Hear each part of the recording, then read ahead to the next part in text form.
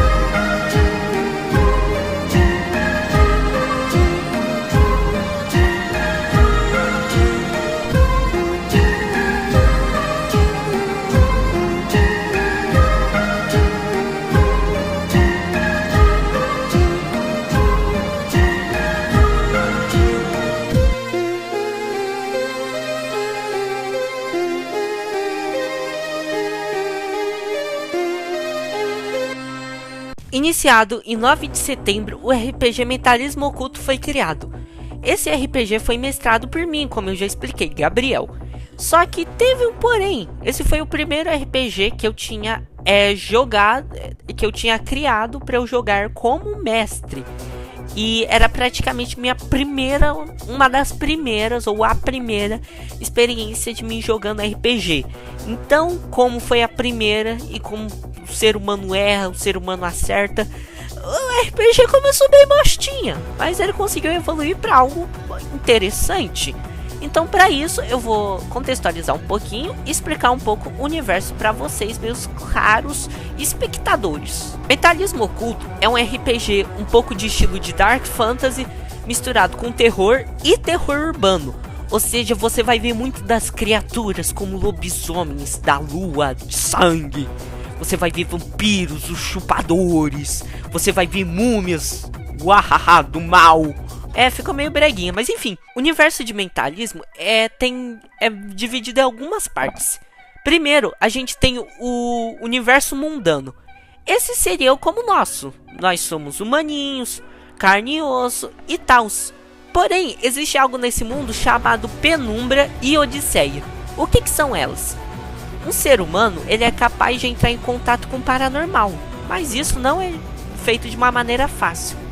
Para você entrar em contato com a paranormalidade, você tem que presenciar algo paranormal e acreditar que aquele tipo de paranormalidade que está acontecendo é real. Por exemplo, eu estou vendo uma faca voando. Podemos dar o primeiro check, é um evento sobrenatural. E eu tô me assustando com essa faca voando. Segundo check também, porque pra eu ter medo de uma faca voando, eu tô tendo a crença, eu tô tendo que crer no sobrenatural. A partir desse momento, eu sou capaz de enxergar espíritos, ver demônios, criaturas, onde aqui nesse universo são chamados de assombrações. E nisso, existem duas alternativas. Ou presenciando esse evento sobrenatural, eu posso temer muito a ele ao nível de eu ficar insano, ou eu posso me tornar parte dele, às vezes se tornando um ocultista, um exorcista, uma pessoa amaldiçoada, um combatente amaldiçoado, entre outros tipos de coisas que você pode ser entrando em contato com o sobrenatural. E só pessoas que entram em contato com o sobrenatural conseguem ver o sobrenatural, ou seja, pessoas mundanas não conseguem ver, por exemplo, uma assombração, mas exorcistas, por exemplo, conseguem observar elas e conseguem até exorcizar elas. Mas e agora, explicando outro fato, o que é a Odisseia? Odisseia é uma leve barreira que separa o nosso mundo da espiritualidade, da fé, da energia sobrenatural. Odisseia é um mini espaço, que pode ser também chamado como uma espécie de portal, que conecta o mundano com a penumbra. E nisso, quando alguém entra em Odisseia, a pessoa é capaz de ficar louca, ter o conhecimento absoluto ou inexistir. Então é muito arriscado você meio que entrar, por exemplo, num portal de Odisseia assim peladinho, sem saber de nada. Porque a Odisseia é como se fosse os restos, as migalhas de uma comida que ficaram lá e estão lá tudo assim esgraçalhada. Então tipo, Odisseia tá cheio de criaturas estranhas, criaturas cósmicas, criaturas que se um ser humano vê, ele pode entrar em um estágio de loucura extremo. Afinal, o ser humano não é capaz de compreender o que tem na Odisseia. Mas agora temos a penumbra, a transversão da luz para a escuridão. É o famoso yin e yang. Onde existe luz, existe escuridão. Onde existe o herói, existe o vilão. Isso é o lugar onde separa definitivamente o que é a sanidade e o que é a insanidade. A penumbra é um lugar onde se nasce as assombrações. As assombrações, ela provém de uma energia espiritual difundida com um pouco do universo mundano, graças à conexão através da Odisseia. E assim, todo aquele sentimento, aquela fluidez da alma da pessoa. Por exemplo, a pessoa, ela sente muito medo de cachorros. A energia dela, a energia espiritual, é difundida com o resquício desse medo que ela tem. Ela é transformada numa energia. Essa energia, ela meio que como se ela atravessasse a Odisseia, quase como um espírito. Ela se une à penumbra e assim se nasce uma assombração, juntando a energia espiritual da penumbra e a energia humana, e assim criando uma assombração. Assombração sempre é algo bem abstrato. Às vezes ela é diferente de pessoa para pessoa. Então a penumbra indica muito da insanidade do homem, insanidade da pessoa de chegar. Qual é o limite dela, qual é o medo dela, qual a ambição dela. Todos aqueles sentimentos provindo da sua energia espiritual, em contato com a Odisseia, atravessando quase como uma forma astral, espiritual, se funde com a penumbra e assim se nasce uma assombração. Só que nisso, o universo mundano foi constantemente afetado com a penumbra. Foram então quando nasceram ocultistas e exorcistas, que viram os malefícios e os benefícios que a paranormalidade podia trazer para o nosso mundo. Então um grupo de cultistas, eles começaram a trazer o paranormal para a nossa realidade. E assim, um homem chamado Asaf, ele decidiu mudar tudo isso. Ele era um homem que viu tudo que a humanidade tinha que oferecer. Toda a escória, toda a humilhação, toda a desgraça que esse mundo tinha a oferecer. Ele foi até os céus como um anjo, mas ele viu a sociedade decaindo. Ele queria paz, ele queria ajudar. No fim, a sociedade era só uma escória. Eram macacos inconsequentes que não conseguiam entender nada. E ele tentou mudar, só que Deus, que estava lá, não concordou. Ele então fez um genocídio no céu e prometeu destruir com a paranormalidade. E para isso ele ia iniciar o seu plano de restauração. E nisso ele conseguiu evoluir a um estágio, entrando em contato com a Odisseia, virando praticamente um deus. E assim, ele com todo o poder, ele decide começar o seu plano para tirar a paranormalidade. Mas isso é história para outro vídeo, vamos continuar sobre o universo. E assim, Azaf começou a ter o nome de Azarath, o Devorador de Almas. Então, ele criou algo para trazer mais da paranormalidade. Afinal, era o único tipo de poder que ele tinha acessível para destruir o próprio paranormal.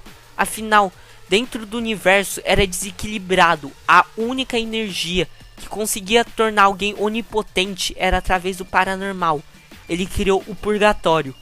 Esse purgatório ele fazia como se fosse dos seus filhos. Criava criaturas, só que essas poderiam ser vistas por pessoas. E consigo, cada criatura trazia um resquício de maldição. Cada criatura ia trazer uma renovação. Cada criatura era feita para mudar a escória que é a vida, a inconsequência dos humanos. Então Azarath e seus seguidores começaram o plano denominado o Apocalipse, fazendo quase que um apocalipse paranormal. Só que nisso foram criados tribos para proteger. Alguns exemplos são como Ganímedes, necrógrafos e entre outras. Elas foram criadas. Um grupo de exorcistas decidiram criar algumas tribos para combater o Azarath e outras a adoração a ele. E assim foi criado um embate e foi dividido em 4 partes o mundo: reinos de lobisomens saciados pela fome de poder, demônios saciados pela guerra, vampiros buscando um mundo só para si, os mortos-vivos só querendo trazer a vida eterna. Só que um pouco antes de tudo isso, uma rua denominada Rua Brumadinho, 2 pessoas com algum tipo de marcas estranhas vindo de algum experimento são encontrados por um grande exorcista que já apareceu em jornais por ser muito famoso. Esse homem, denominado Vinícius, encontrou algumas pessoas com umas marcas estranhas e levou-se à tribo dos Ganímedes para assim treinasse eles para serem grandes exorcistas e acabarem com toda essa paranormalidade. E nisso outras tribos foram se juntando. E agora, uma grande parte, exorcistas, combatentes, ocultistas, todos os que têm envolvimento com o paranormal e que não concordam com os necrógrafos e não concordam com Azarath, buscam impedir ele de finalizar o plano do Apocalipse. E assim se inicia a Terceira Santa Guerra Divina. Uma guerra muito famosa, começada em 1980. E uma guerra onde só um lado vai restar. 4 partes do mundo vão morrer. E só restará aqueles necrógrafos e aqueles que são Ganímedes. Necrógrafos que amam Azarath e Ganímedes que querem o equilíbrio. Qual dos dois irá prevalecer? Para saber disso, basta ver Mentalismo Oculto, que vamos postar vídeos aqui no canal resumindo. Então, guys, essa foi a lore de Mentalismo Oculto, dando um breve contexto para vocês entenderem. Espero que tenham gostado. E próximos vídeos vão ter mais contextualização, vão ter episódios resumindo. E vocês podem acessar a playlist aqui do canal, porque aqui eu vou postar algumas trilhas sonoras de vez em quando, tem até playlist. Tem alguns episódios antigos que não são canon, mas é legal se você quiser conhecer um pouco mais do universo. Eu vou postar depois vídeos atualizados, resumindo. Só que dá um pouco de trabalho, então vai demorar. E eu vou trazer algum dos meus players para interagir. E caso vocês gostem, futuramente eu vou abrir para vocês jogarem comigo. Muito obrigado por assistir. Deixa seu like, se inscreve no canal. Valeu e bye, bye, bye.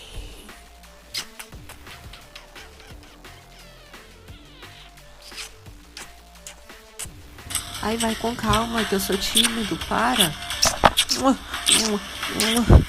Ai, para.